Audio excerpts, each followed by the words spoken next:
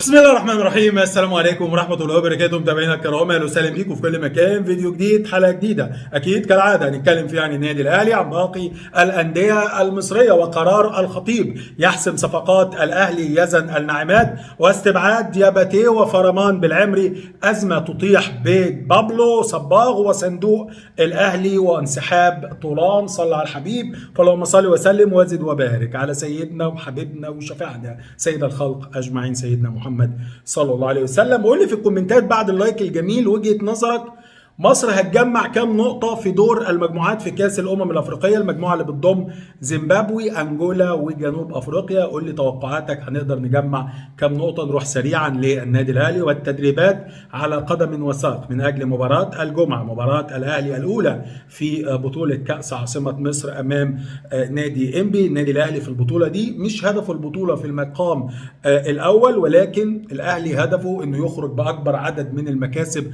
الفنية، سواء كان اللاعبين الشباب المميزين في قطاعات الناشئين في النادي الاهلي، واللي يمكن تصعيد اكبر عدد منهم للفريق الاول بقياده ياس تورب، ايضا انك تحسم موقف اللاعبين الراحلين بشكل نهائي عن النادي الاهلي في الانتقالات الشتويه. عمر سيد معوض لاول مره بيتصعد النهارده لتدريبات الفريق الاول، بالرغم ان في لعيبه تانية تصعدت، ولكن النهارده عمر سيد معوض واحد من اهم المواهب في قطاعات الناشئين في النادي الاهلي.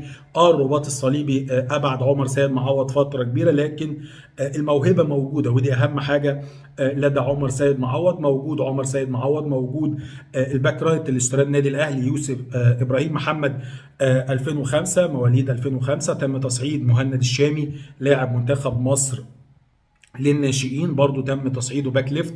بلال عطيه، حمزه عبد الكريم، كاظم ابراهيم، ده كله كان موجود في تدريبات الاهلي النهارده. كمان بالنسبه لكابتن مصطفى يونس والادعاءات الكاذبه الباطله ضد كابتن محمود الخطيب، والتربح لمجلس اداره النادي الاهلي من وراء تواجده في منصب الاداره. النهارده نيابه النزهه بدات التحقيقات مع مصطفى يونس لاعب الاهلي السابق في بلاغ الكابتن محمود الخطيب ومجلس اداره النادي الاهلي ضد مصطفى يونس، والاكاذيب وسب وقذف ضد الكابتن محمود الخطيب ومجلس ادارته. تعال نروح لمحمود فايز. محمود فايز وسقطه جديده، يعني بعد السقطه بتاعت الافلام اللي بالك بتاعت مجدي وحازم وميدو على الهوا، سقطه جديده، ولكن هذه المره ليست سقطه اخلاقيه ولكنها سقطه سلوكيه.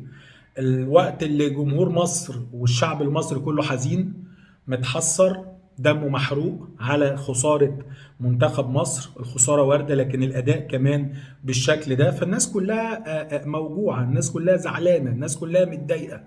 في الوقت اللي الأخ محمود فايز خلف الكاميرات ما كانش يعرف ان هم لايف، ما كانش يعرف ان هم بث مباشر، عمال يضحك وعمال يهزر وعمال يمثل وعمال.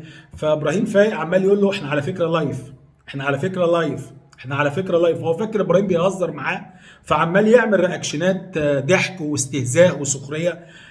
من المفترض ان انت مصري، اذا ما كنتش مالك جنسيه اخرى وبتطلع تشتغلنا، يعني المفترض ان انت مصري. فبيكلم ابراهيم فايق وبيقول له الفيديو موجود بالمناسبه، يعني اخد بقى اخش سخن اسخن، يعني اتحمس بقى يلا. فقال له احنا فعلا احنا لايف. فده يوريكم يا جماعه ان الناس اللي بتطلع اغلبهم الا ما رحم ربي بيشتغلونا، يطلع يدمع دمعتين على الهوا ويطلع يحسسك ان هو مننا، لكن هو لا مننا ولا يعرفنا. هو مش عايش المأساة اللي احنا عايشينها، مش عايش الحالة الحزينة اللي احنا بيتنا عليها امبارح ونمنا عليها امبارح بسبب خسارة منتخب مصر. راجل بيضحك ويهزر ويهرق ويعمل، واخد بالك، قبل اللايف، بالرغم ان هو كان لايف اصلا، وعمال واكشنات كده. يعني اتمنى قناه ام بي سي، قناه محترمه، اتمنى محمود فايز ده لا يمثلنا ولا يمثل المصريين باي حال من الاحوال، عشان يطلع تبقى مشاعره كاذبه بالشكل ده. ما علمته ان كابتن حلمي طولان ما كانش بيدير الامور بقبضه من حديد. كابتن حلمي طولان راجل طيب حبتين.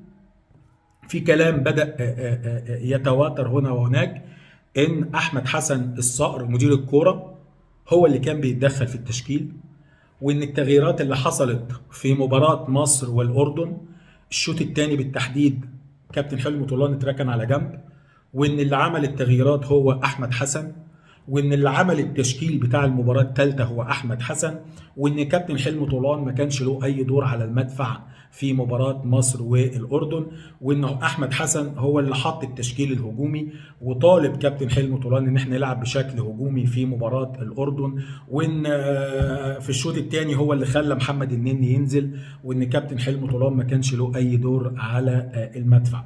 اضف الى ذلك على عهدة محمود فؤاد الصحفي في الوطن سبورت، قال لك ليله المباراه دي فضيحه، لو الكلام اللي بيقوله محمود فؤاد ده صح تبقى فضيحه، تبقى مهزله، يبقى لازم يتفتح تحقيق يا وزير الشباب والرياضه.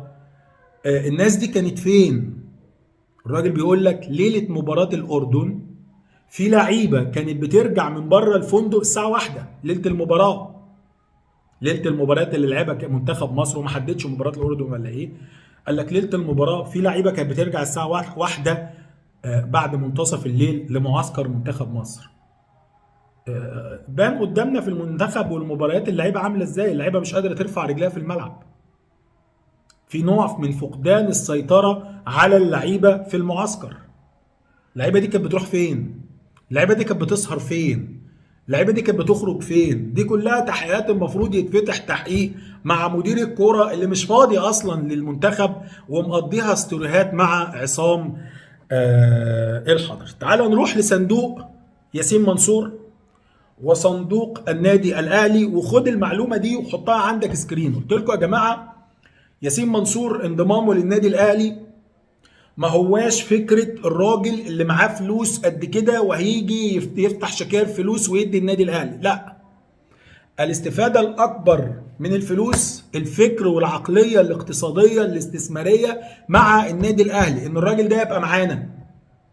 النادي الاهلي في وضع رتوش وخطوط اتفاق مع احد البنوك المحلية الكبرى عشان يعمل صندوق استثمار للنادي الاهلي. الفكرة انك تعمل صندوق للنادي الاهلي للاستثمار. ايه الفكرة؟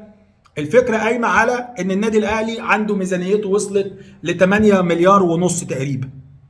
النادي الاهلي عنده فائض في كرة القدم تقريبا 45 مليون جنيه. فالكلام على ان احنا نعمل صندوق للاستثمار، الفلوس بتاعت النادي الاهلي تتحط في الصندوق ده ونستثمر. الفكرة قائمة على استثمار الفائض من ميزانية النادي الأهلي في أدوات ذات مخاطر منخفضة. إن الفلوس ما تبقاش مركونة. طول ما الفلوس ما هي مركونة ما بتدخلش فلوس. اوعى تكون فرحان إنك معاك فلوس وحاططها في البيت. معلش يعني في الزمن ده يعني يقول لك علماء الاقتصاد الغبي هو اللي بيحط فلوسه في البيت. ما بقولكش روح حطها في بنك، شغلها، اشتري جزء ذهب، اشتري جزء عقار، اشتري ارض، اشتري اي حاجه، ما تخليش فلوس مكنوزه. قيمه الفلوس بتقل، فانت لازم تشغلها. فالراجل ياسين منصور بيتفق دلوقتي مع احد البنوك المحليه الكبرى، مش هقول اسم البنك عشان ما يكونش اعلان، ومش اللي بالك بتاع المدرسه وبتاع البيض ده، لا سيبك من بتاع البيض، واخد بالك، علشان يتعمل صندوق للنادي الاهلي باسم صندوق الاهلي للاستثمار. الفائض بتاع النادي الاهلي سواء كان دولاري مصري يتم تشغيله واستثماره في اي حاجه، بس الحاجات ذات المخاطر المنخفضه.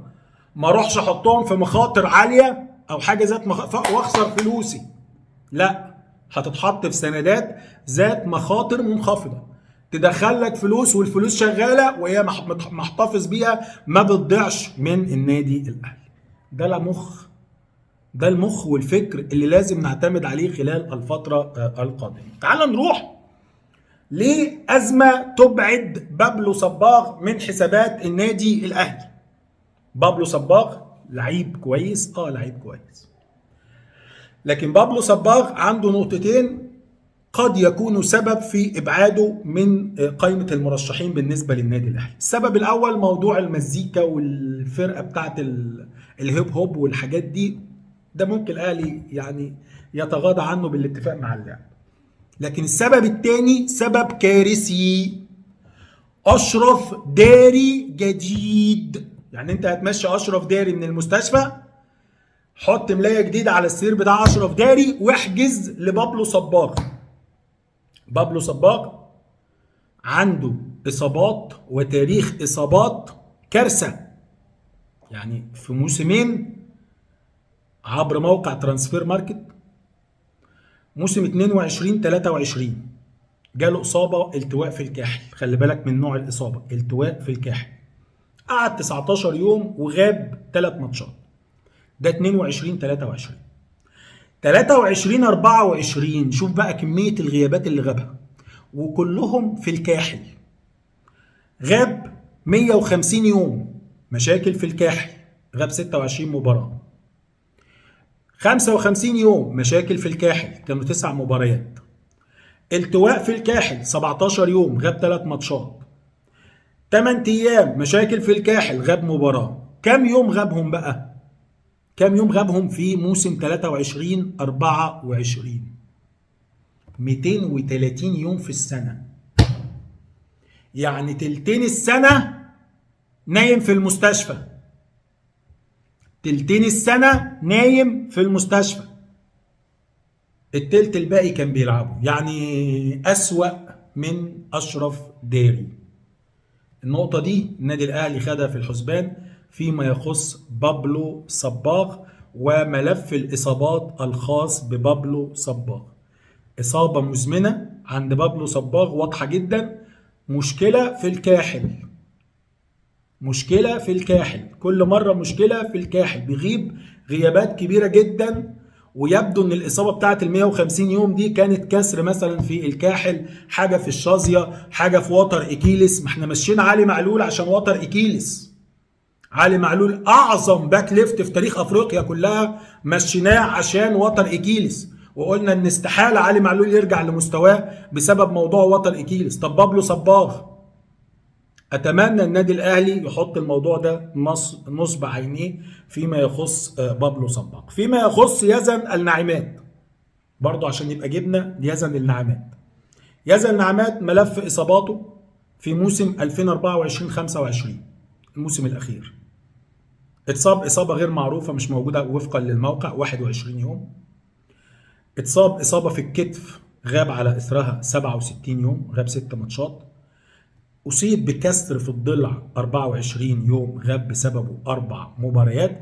دي الغيابات بتاعت بابلو صباغ. هتبص عليها ما هياش إصابات اللي هي ممكن تتكلم عليها إصابات مزمنة.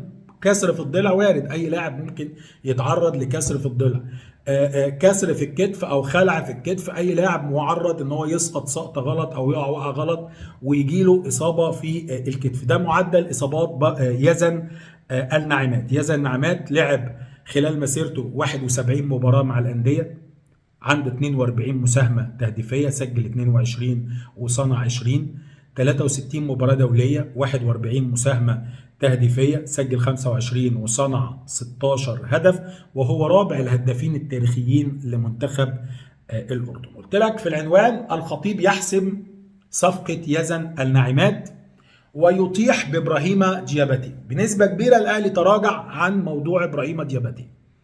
قلت لك إبراهيم دياباتي كان النادي الأهلي يعتبر مخلص كل حاجة، ولكن كنا بانتظار إن احنا نمشي حد من الأجانب. لكن مع ظهور وبزوغ نجم يزن النعمات والفلوس اللي أقل بكتير من الفلوس اللي كنت هتدفعها في إبراهيم دياباتي، أنت كنت رايح في إبراهيم دياباتي لسكة 2.5 مليون دولار زائد 10% إعادة بيع، يعني بتتكلم حوالي 3 مليون دولار.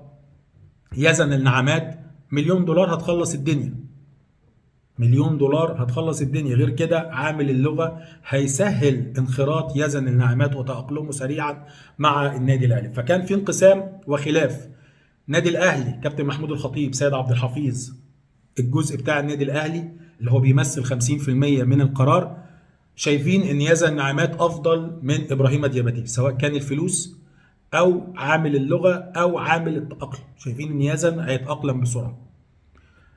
ومستر ياستورب كان وجهه نظره ابراهيم دياباتي، لكن قدر كابتن محمود الخطيب انه يقنع ياستورب بيزن النعمات، فاصبح رقم 1 دلوقتي يزن النعمات، وتراجع دياباتيه للمركز الثاني. فشغل النادي الاهلي دلوقتي على يزن الناعمات بعد ما قدر كابتن محمود الخطيب انه يقنع مستر ياستورب بيزن الناعمات وابتعاد ابراهيم دياباتيه اللي في الفتره الاخيره او اخر الساعات في عرض اوروبي عنده. فالراجل برضو مش مأكد على موضوع النادي الاهلي، ملقلق من العوده لافريقيا. فاجتمعت الرغبات، الاهلي كابتن محمود الخطيب والناس في لجنه التخطيط شايفين يزن الافضل، دياباتيه عايز يكمل في اوروبا، فباي باي دياباتيه. دلوقتي الكلام على يزن الناعمات، والنادي الاهلي بيحاول يخلص مع مسؤولي نادي العرب القطري. خلال الساعات القادمه هيكون في اتصالات ما بين كابتن محمود الخطيب مع المسؤولين في نادي العرب القطري لضم يزن الناعمات ودفع المبلغ المالي لنادي العرب القطري. الاهلي مش هيفسخ الشرط الجزائي او هيدفع الشرط الجزائي، الاهلي هيتفاوض مع نادي العرب القطري برضه في حدود الشرط الجزائي حفاظا واحتراما للعلاقات المتبادله. وكيل يزن الناعمات هو اخوه، لان في مواقع ناقلين تصريحات عن وكيل ايراني بيقول ان هو وكيل يزن الناعمات، لكن الكلام اللي ما بين الاهلي وما بين يزن شغال مع اخو يزن الناعمات. يبقى تاخد المعلومه من اخو يزن الناعمات مش من فرشيد نوري، لان في مواقع كتير النهارده كاتبين تصريحات على لسان فرشيد نوري وكيل اعمال يزن الناعمات اللي قال في تواصل حصل بين الاهلي مع اللاعب، وقال ان في ترحيب اولي لو وصل عرض من النادي الاهلي، وقال ان اللاعب بيمتلك عروض من اسيا وافريقيا واوروبا. نؤكد ان الوكيل الاصلي هو شقيق يزن الناعمات مش فرشيد الايراني اللي طلع النهارده بتصريحات بيأكد فيها بترحيب اللاعب بالانضمام للنادي الاهلي. فيما يخص بالعمري،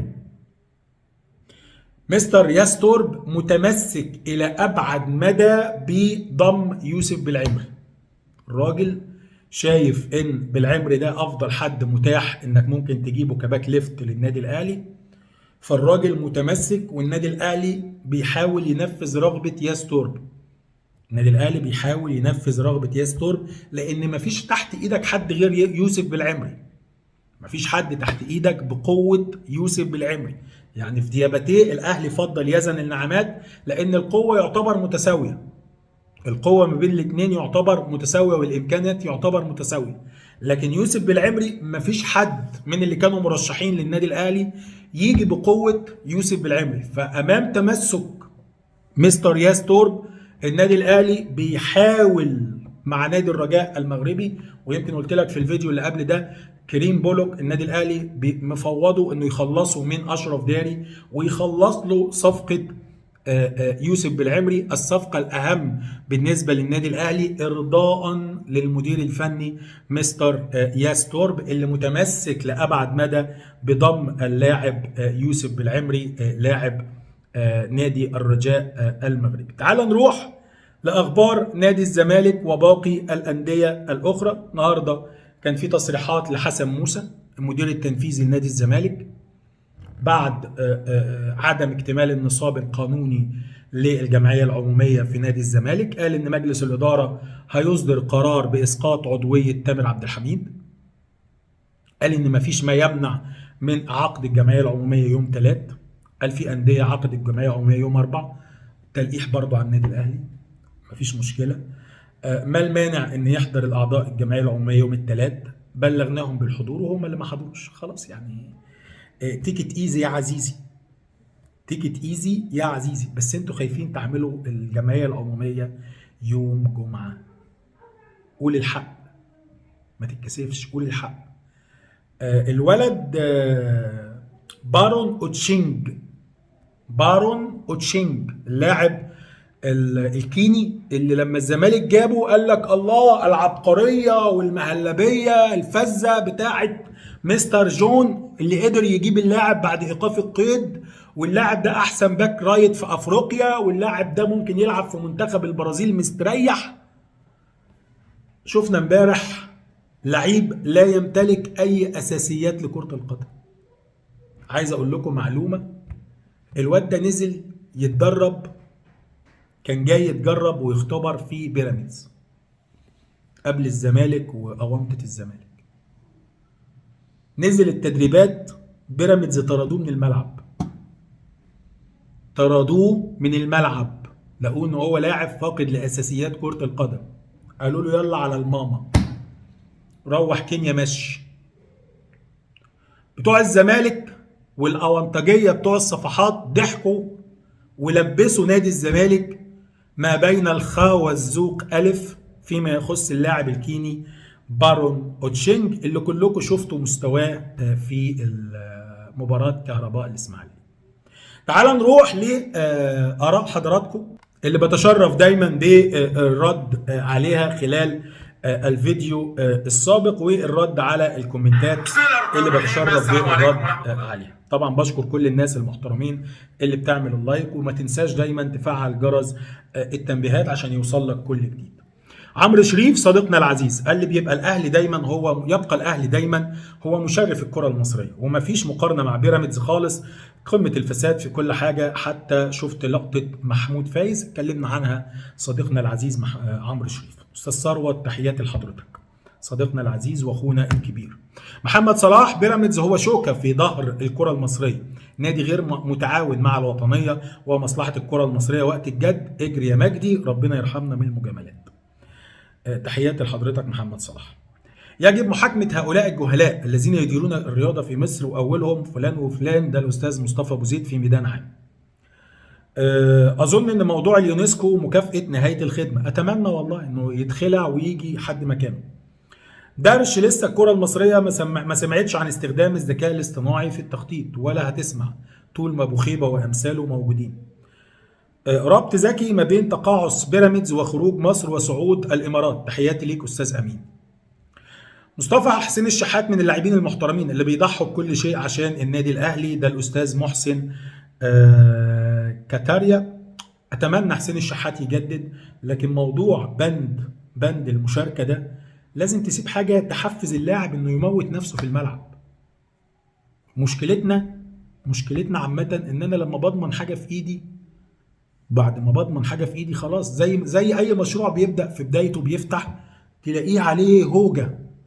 ليه؟ بيبقى مهتم بالماتيريال والنظافه ومش عارف ايه وايه وايه وايه. يجي بعد فتره خلاص هو ضمن الناس، فتلاقي الكيرف بتاعه ينزل للارض، مستوى النظافه يقل، مستوى الاهتمام يقل، مش عارف ايه، فتبدا الناس تنفض من حواليه، فيرجع تاني يهتم. دي مشكلتنا. حسين الشحات، هل تضمن ان حسين الشحات يفضل مموت نفسه عشان يلعب في الماتشات؟ لا، لو وصل لمرحله انه خلاص انا كده كده باخد فلوسي وكده كده مرتبي وعقدي مضمون 100%، خلاص ومش عايز اشارك ومش عايز العب، ومش هيموت نفسه في التدريبات. اتمنى يجدد طبعا سنتين. طاهر محمد طاهر في قائمه المنتخب الاوليه، ما ينفعش يلعب مع الاهلي الماتش ده وفي القائمه الاوليه. ما قلتش يلعب. طاهر محمد طاهر مش موجود مع النادي الاهلي. الونش سبب فضيحه الاردن، لو تم استبعاده يقدر يلعب مع النادي الاهلي. الونش سبب فضيحه الاردن من ضمن الاسباب. يحيى تونسي. مستحيل حسام يوافق على دوره اسبانيا والارجنتين، لا لسبب الا خوفا من الهزيمه، وانا متفق معاك يا منير. عاطف السجيني قال لي لا يا مصطفى، بيراميدز عمل مصلحه للكره المصريه ومصلحه كبيره وعميقه، لونها مايل للاخضر والكل مرضي وكل لبيب بالاشاره يفهمه. ماشي يا ابو اللب كله حبيبي يا استاذ عاطف. من يحمي فساد الرياضه في مصر؟ ده هانو جمال. حسين مش بيلعب اساسي وده اخر عقد ليه، وهو ضحى وتنازل عن فلوس كتير، والاهلي برضو راعى حسين الشحات في حاجات كتير. الاهلي بيقدر ولاده، النادي الاهلي يا استاذ مجدي بيقدر ولاده كويس قوي، وحسين الشحات عارف كده. العيب على اتحاد العار، ده الجغرافي الاشلاني. دارش خد مني، حلم طولان انسحب من قياده الفرقه في الشوط الثاني. استاذ صلاح مرسي لسه قايله، برافو عليك. وقبل الشوط الثاني اللي حط التشكيل وطالبوا ان احنا نغير طريقه اللعب هو احمد حسن. منتخب الاردن اللي هزم مصر نتاج مدارس اكاديميات الكوره اللي الكابتن الجوهري خطط لها وعملها، يعني اتهزمنا بايد مصريه. الله يرحمه الجوهري، كان عنده افكار لو كانت طبقت كان زمان كره القدم في مصر في حته 10، كنا زماننا وصلنا المريخ. لكن احنا لا كرامه لنبي في بلده او في وطنه. خلصت اخبارنا، ما خلصتش حكايتنا. استنى كل ارائكم وتعليقاتكم اكيد. شكرا ليكم. سلام.